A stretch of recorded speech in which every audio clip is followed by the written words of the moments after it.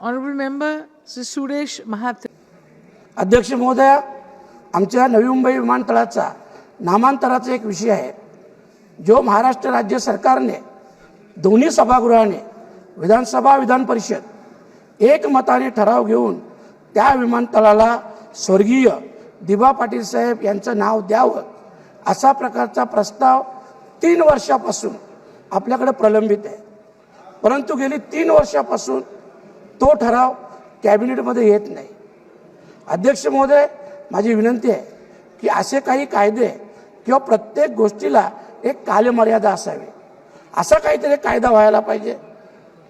दुसरा एक विशेष आहे की आमच्याकडं मी पाहिलं ज्या प्रायव्हेट कंपन्या वीज पुरवठा करतात, या प्रायव्हेट कंपन्या वीज पुरवठा करण्यापेक्षा जर शासनाने जे जुनं चालू होतं तशाच प्रकारचे चालू ठेवलं तर लोकांच्या अनेक समस्या हे आपोआप सुटतील।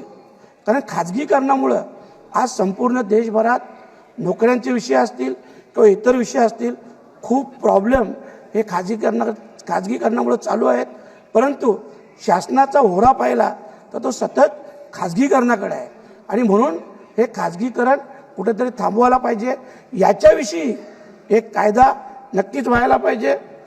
दुसरा एक विषय आहे मॅडम की स्थानिक लोक या देशात ज्या ज्या राज्यात प्रत्येक प्रांताची लोक जी स्थानिक असतात, खरं म्हटलं तर त्या राज्यात त्या स्थानिकांना नोकरी असेल, व्यवसाय असेल, याला प्राधान्य मिळायला पाहिजे किंवा त्याच्यासाठी 50%, 70%, 80% हा त्यांचा हक्क हा अबाधित राहिला पाहिजे। परंतु असं होताना आपण पाहत नाही आणि याच्याविषयी रेल्वेचं खातं असेल, महसूल डिपार्टमेंट असेल, कुठलंही असेल, या सगळ्या डिपार्टमेंटमध्ये हे प्रत्यक्षात नाही। म्हणून याविषयी देखील कायद्यात रूपांतर व्हावं।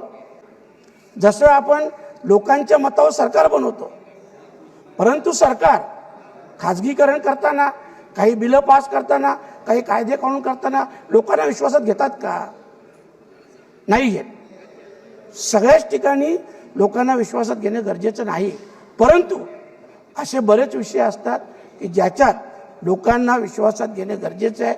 त्या स्थानिक लोकांना त्या ठिकाणी काय हवं आहे, त्यांना अपेक्षा शासनाकडून असेल, त्यांना अपेक्षा प्रायव्हेट कंपनीकडून असेल किंवा इतर काय विषय असतील, तर ह्या सगळ्या गोष्टीकडं शासनाने कायद्याच्या माध्यमातून रूपांतर करून लक्ष दिलं पाहिजे।